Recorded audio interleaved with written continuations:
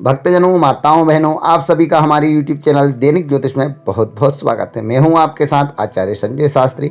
आज हम आपको बताने जा रहे हैं कि नवरात्र का जो व्रत कर रहे हैं उन्हें व्रत का पारण कब करना चाहिए तथा कौन सी वस्तु खाकर व्रत का पारण करना चाहिए और किस समय और किस नियम से व्रत का पारण करना चाहिए। नवरात्रि व्रत का विधि विधान से आप पारण करना चाहते हैं तो आपको इस वीडियो को अंत तक जरूर देखना चाहिए।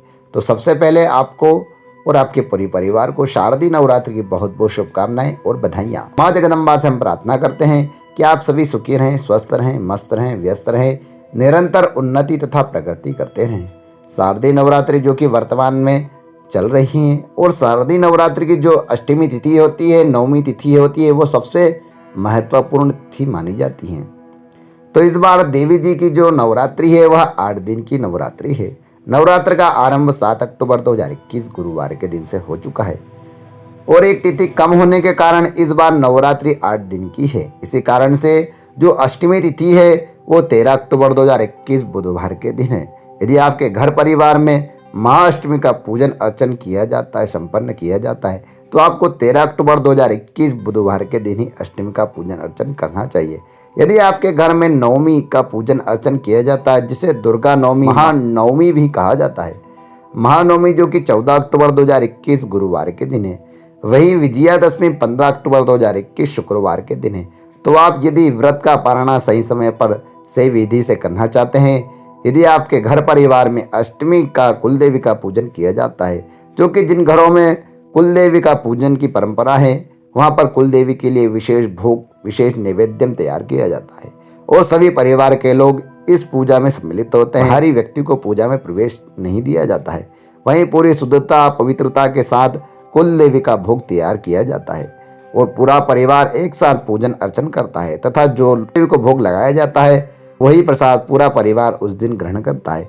तो यदि आपके घर में कुलदेवी का महाअष्टमी का विशेष पूजन अर्चन किया जाता है तो आपको व्रत का पारण 13 अक्टूबर 2021 बुधवार के दिन ही करना चाहिए, क्योंकि यदि आप कुलदेवी का प्रसाद ग्रहण नहीं करते हैं तो आपको उसका पाप भी लगेगा। कुलदेवी को प्रसाद चढ़ाया जाता है, उस प्रसाद को ग्रहण करना अनिवार्य होता है, क्योंकि आप 9 दिन तक निरंतर नवरात्र का व्रत कर रहे हैं और व्रत का पारण भी करना है। ऐसी परिस्थिति में आप देवी माँ का प्रसाद ग्रहण करके भी व्रत का पारण कर सकते हैं, इसमें कोई दोष नहीं है। पारण हमेशा शुद्ध एवं सात्विक वस्तु से ही करना चाहिए।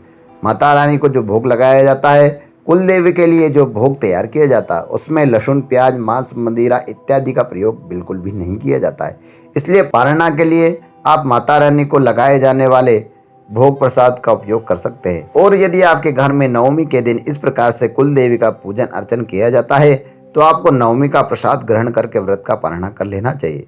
यदि आपके घर में इस प्रकार की कोई परंपरा नहीं है और केवल नवरात्र का व्रत कर रहे हैं और पूरे नियम के साथ आपने नवरात्र का व्रत आरंभ किया है, माता रानी की पूजन अर्चना कर रहे हैं, कलश की आपने स्थापना की है, प्रतिदिन आप पूरी श्रद्धा भक्ति के साथ माता रानी का व्रत रखकर पूजन अर्चना कर रहे हैं, तो आपको निरंतर 8 दिनों तक पूजन अर्चन करना चाहिए। उसके बाद नवमी के दिन आपको सबसे पहले हवन कार्य आरंभ करना चाहिए, क्योंकि हवन के माध्यम से ही माता रानी को भोग लगा सकते हैं।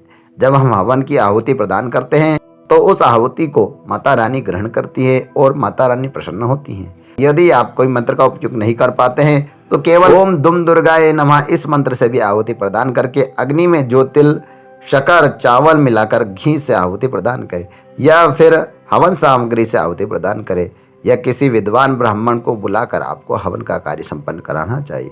वैसे तो कई स्थानों पर अष्टमी और नवमी के संधि काल में भी हवन किया जाता है।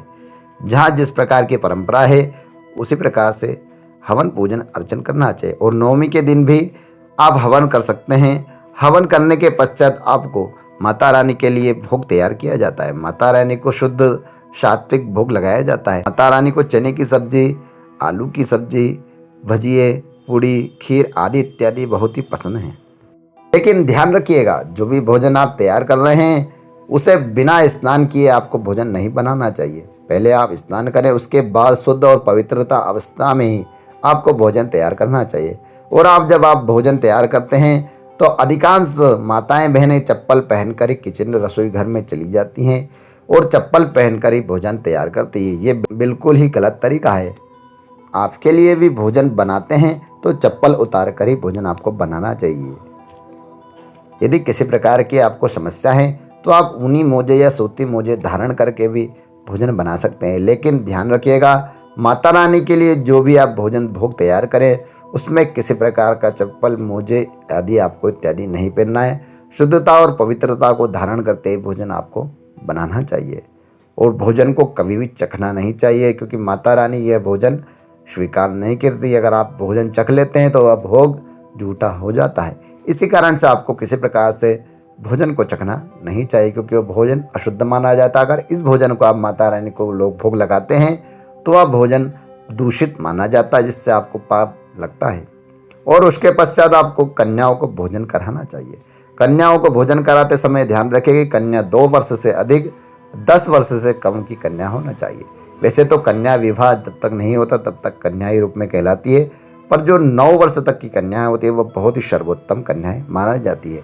तो कन्याओं को भोजन कराने के बाद कन्याओं को कुछ उपहार, द्रव्य दक्षिणा, कुछ फल उपहार आप दे सकते हैं।